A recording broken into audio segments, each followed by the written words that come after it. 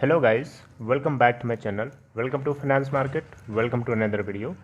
Guys, इस video के अंदर रिलायंस कम्युनिकेशन लिमिटेड के ऊपर फिर से मैं आप लोगों से बातचीत करना चाहूँगा। दोस्तों, मैं हमेशा आपसे कहता हूँ, रिलायंस कम्युनिकेशन लिमिटेड के ऊपर जो कुछ भी मैं बात कर रहा हूँ उसकी मैं गारंटी नहीं देता हूँ आपको। वो हो सकता है मेरी बात गलत भी हो जाए, लेकिन मैं अपना एक ओपिनियन, अपनी एक ऑब्जर्वेशन मैं आपके साथ शेयर करता हूँ, जिसको आप पसंद भी कर सकते हैं और नापसंद भी कर सकते हैं। दोनों चीज़ें आपके हाथ में हैं। ठीक है, अगर आपको अच्छी लगे मेरी एनालिसिस, मेरी अप्रोच, तो आप मुझे कमेंट सेक्शन में आप अपने ग्रीन सिग्नल को दिखा सकते हैं। दोस्तों, बात करें रिलायंस कम्युनिकेशन लिमिटेड की, तो सुप्रीम कोर्ट से आज जो है चांसेस बहुत ज़्यादा हैं कि वर्डिक्ट रिजल्ट उसका आने वाला है। जो कुछ भी होगा क्लियरली साफ साफ पता चल जाएगा,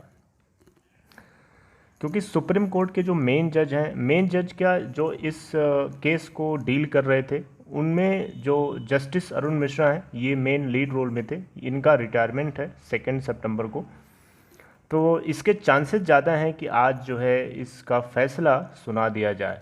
ठीक है दोस्तों, बात अगर करें कि रिलायंस कम्युनिकेशन लिमिटेड में, आपने थंबनेल में देखा होगा कि मैंने लिखा था बाय करो लेकिन थोड़े थोड़े अमाउंट से करो, अचानक करोगे तकलीफ होगी। ये बात मैं आपको भी समझाना चाहता हूँ और मैं ये चीज़ सबको बताना चाहता हूँ।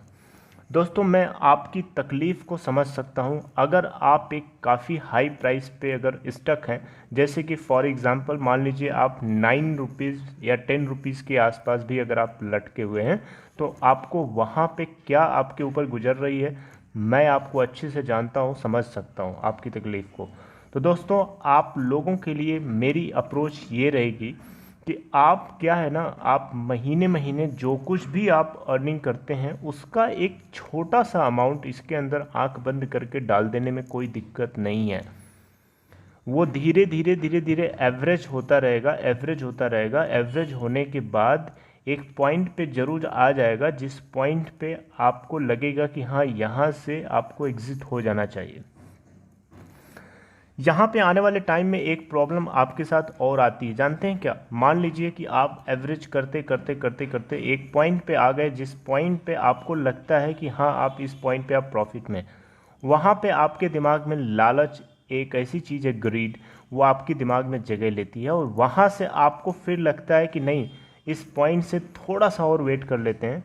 कहाँ 10 रुपये पे फंसे थे और अच्छा खासा इतना नीचे आ गया, थोड़ा सा और वेट करने में क्या दिक्कत है? वो थोड़ा सा वेट करते हैं ना, तो फिर वो आपका नेक्स्ट टारगेट पॉइंट अचीव हो जाता है।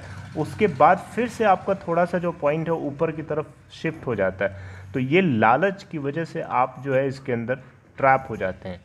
तो आप अभी से डिसाइड कर लीजिए कि आपको लालच इसके लिए नहीं करनी है। किसी भी तरीके से आपका जो इन्वेस्टमेंट अमाउंट है, investment amount plus very little margin of that, अगर आपको इतना बुक हो जाता है तो आप इससे एग्ज़िट हो सकते हैं।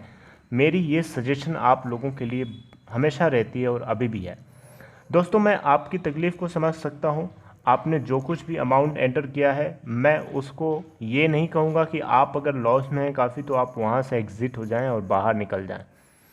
क्यों? ऐसा इसलिए क्योंकि जो अमाउंट आपने इन्वेस्ट किया है वो एक हार्ड अर्निंग अमाउंट है। उसको आप यूं ही नहीं गवा सकते। उसको गंवाने में जो तकलीफ़ आपको होगी सेल करने में, वो तकलीफ़ बहुत बड़ी खतरनाक होती है। तो दोस्तों, एटलीस्ट अगर आप थोड़ा थोड़ा अमाउंट अगर लगाते रहेंगे तो तकलीफ़ आपको नहीं होगी। वही अगर आप अचानक ज़्यादा सा अमाउंट लगा देंगे, ठीक है, जैसे मान लीजिए कि अभी ये 2.40 से 2.45 के बीच में ट्रेड हो रहा है, तो अगर आपने सोचा कि 2.40 पे चलो यार 50,000 लगा लेते हैं, तो उस केस में आपको प्रॉब्लम होगी, आपको बहुत तकलीफ होगी। ठीक है, इससे बढ़िया है कि आप थोड़ा थोड़ा अमाउंट जो भी आपको सूट करता है, आपकी इनकम के अकॉर्डिंग।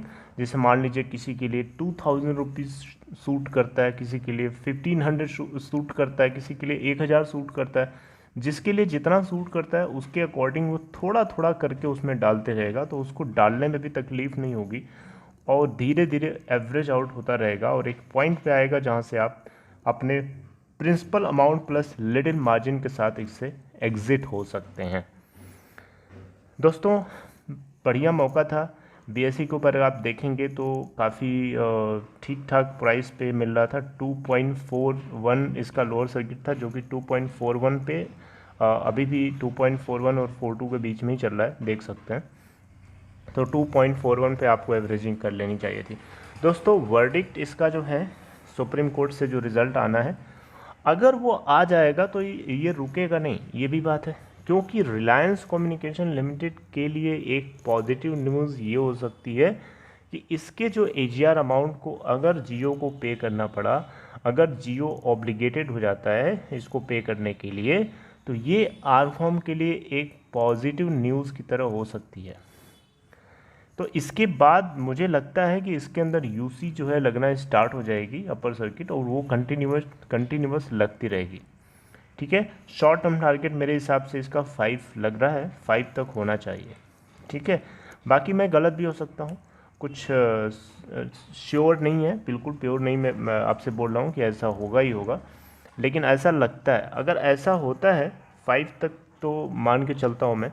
लेकिन इसके अलावा अगर आप इसका उल्टा अगर सोचें तो उल्टा में क्या हो सकता है, सुप्रीम कोर्ट अगर ये कहे कि आरकॉम को उसका ड्यू पे करना है, तो सुप्रीम कोर्ट को क्या पता नहीं है? सुप्रीम कोर्ट ने सारे डॉक्यूमेंट्स क्यों लिए थे?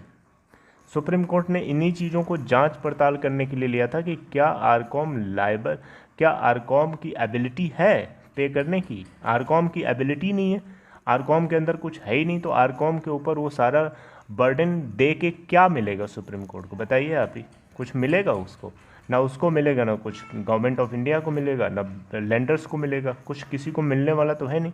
तो बेटर यही है, यही एक चारा है कि जो इसके स्पेक्ट्रम को अपने बिजनेस में शेयर कर रहा था उसको यहाँ पे लायबल बनाया जाए इसके ड्यूज़ को पे करने के लिए। तो मुझे लगता है कि सुप्रीम कोर्ट भी इस चीज़ को करने के लिए ऑब्लिगेटेड है, क्योंकि उसके पास कोई रास्ता नहीं है। अब देखते हैं, बेटर यही होगा कि डिसीजन जब आएगा तो तभी ज़्यादा अच्छे से क्लियरली समझ में आएगा। आप देख सकते हैं आज के दिन की स्थिति में आप लोगों के साथ शेयर करना चाहता हूँ। दोस्तों एनएसई के ऊपर आप देखें तो 2.40 की इसकी लोअर सर्किट लगी हुई है आज के दिन का, और 2.60 की अपर सर्किट है, और 2.40 और 2.60 दोनों आज के दिन हिट भी हो चुका है। आप देख सकते हैं करंटली ये 2.40 से 2.45 के बीच में ट्रेड हो रहा है एनएसई के ऊपर। प्रीवियस क्लोजिंग प्राइस अगर देखें तो 2.50 था, और टुडेज ओपन प्राइस इज 2.60, 10 पैसे ऊपर ही ओपन होता है।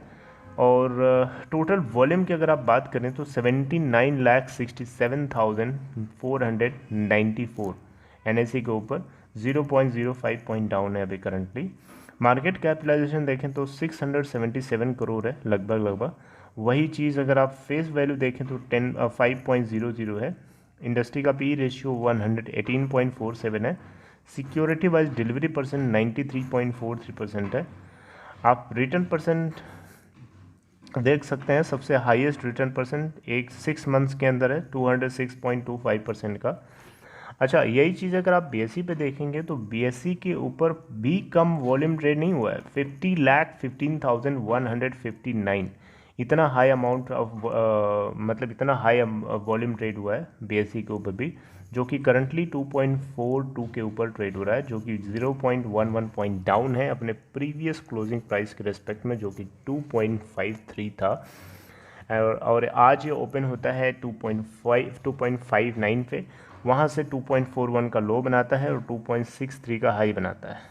आज के लिए लोअर सर्किट बैंड लगा था 2.41 का, और अपर सर्किट बैंड 2.65 का लगा था। 52 वीक लो है 0.55 और 52 वीक हाई है 4.33।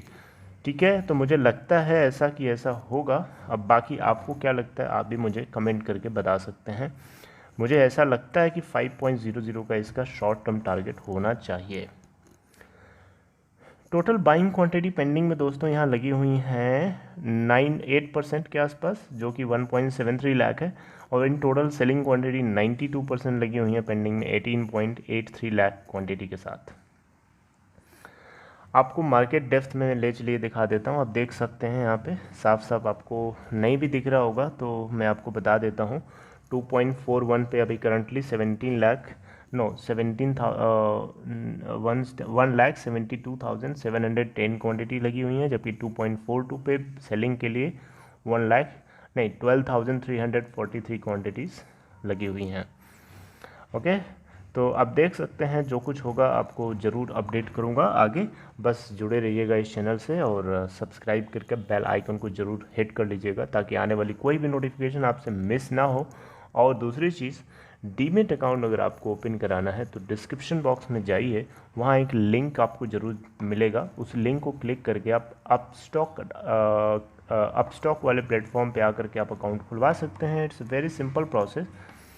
अपस्टॉक आपको कम से कम चार्ज करता है, चाहे आप इन्वेस्टमेंट कर रहे हो चाहे ट्रेडिंग कर रहे हो, और आपको अपस्टॉक का प्लेटफॉर्म काफ़ी स्मूथ मिलेगा। आप अपने इसके मोबाइल वर्जन को भी आप यूज़ कर सकते हैं। अपस्टॉक प्रो के नाम से एक सॉफ्टवेयर है, ठीक है। और चाहे तो आप सिस्टम पे काम करें, चाहे आप अपने मोबाइल स्मार्टफोन पे काम करें, इट्स वेरी सिंपल।